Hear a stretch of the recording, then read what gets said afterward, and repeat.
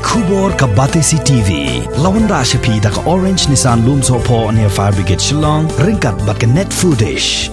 Ordar mapi. Minwan Ramangi Hakerdog Ying Jongpi. Uba Alexander Hnlc ubadai Menteri jong ke Sarkar Jilla baragajo ke por uba longru MLA jong ke Sengsan Partai Bharatiya Janata Party ula kentu ye ke Sengking atiar Henyotrep National Liberation Council bahkan sange eswa na kabale ye ki kam Pyntriem kat baka Jingïakren bat ke Sarkar Pedeng lembat ke Sarkar Jilla kampat Sdang. Haga Jingïakren bat kilat pathai khubor uba Hnlc ula kentu ki nongelam jong ke Hnlc bakinyai syak shipor kat baka ri India barok kawai bat kumjuru ke Jilla Meghalaya kidang syakta na ke jingwan linshop jong ke jingpang klam COVID-19. We had already approached the government of India.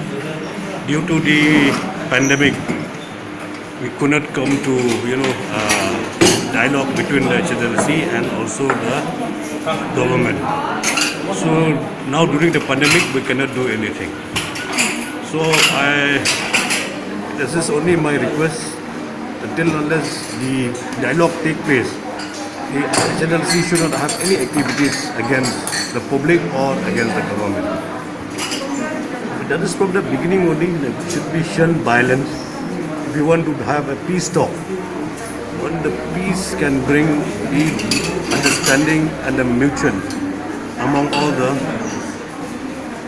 government and also the Hnlc.